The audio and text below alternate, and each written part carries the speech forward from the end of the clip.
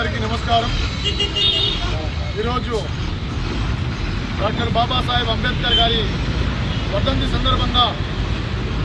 ప్రతి ఒక్కరి బాధ్యతగా రాజ్యాంగాన్ని కాపాడి పరిరక్షించే బాధ్యత మనందరిది కాబట్టి ఈరోజు కుందూరు పట్టణంలో ఎస్డిపిఐ వారి ఆధ్వర్యంలో నిర్వహిస్తున్నటువంటి ఈ కార్యక్రమానికి వచ్చి ఏదైతే కొన్ని విషయాలు ప్లేసెస్ ఆఫ్ వర్షిప్ యాక్ట్ గురించి పెద్దలు చెప్పారు। పార్లమెంట్లో 1991లో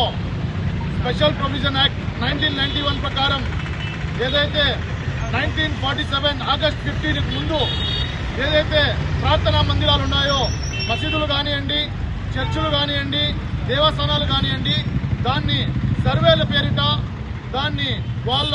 ఆస్థ ఏదైతే వాళ్ళ నమ్మకాలను బట్టి దాన్ని యథావిధిగా కొనసాగించి ఎవరు రోడ్డును పోయే వ్యక్తి వచ్చి కేసులు వేసి సర్వే చేయాలా, దాన్ని పురాతనంగా వేరే వాళ్ళు దున్నింది, అక్కడ వేరే మనోభావాలు దెబ్బతింటున్నాయని చెప్పి కేసులు పెట్టి ఎవరైతే ప్రార్థనా మందిరంలో వాళ్ళ మనోభావాలను దెబ్బతీస్తూ కుల మతాలను నెచ్చగొట్టి వాళ్ళ రాజకీయ లబ్ధి కోసం దేశంలోని అన్ని వర్గాలను భయభ్రాంతులకు గురి చేసి ఏదైతే సర్వేల పేరిట ఎన్కౌంటర్లు చేసి అమాయక ప్రజల చావులకు కారణమవుతున్నటువంటి కొంతమంది ఫ్యాసిస్ట్ రాజకీయ నాయకులకు బుద్ధి చెప్పే విధంగా ఈరోజు అంబేద్కర్ గారి వర్ధంతి రోజున మేమందరం ప్రార్థనా మందిరాలను కాపాడే విధంగా ఏదైతే రాష్ట్ర ప్రభుత్వాలు కానివ్వండి, దేశ ప్రభుత్వంలో ఉన్నటువంటి పార్లమెంట్ లో కూడా ఇదొక చట్టాన్ని అమల్లో తీసుకురావడం జరిగింది। దాన్ని ఏదైతే యథావిధిగా కొనసాగించి ప్రార్థనా మందిరాలను కాపాడే బాధ్యత మనందరిది కాబట్టి పెద్ద రాజకీయ నాయకులు కావచ్చు,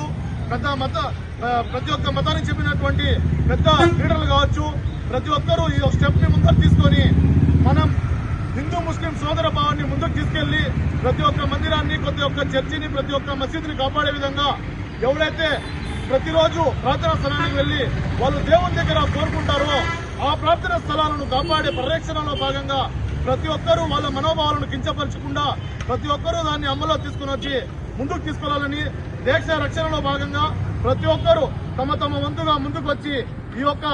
ఏదైతే పరిరక్షణలో ప్రతి ఒక్కరు భాగస్వాములు కావాలని తెలియజేసుకుంటూ సెలవు తీసుకుంటున్నారు।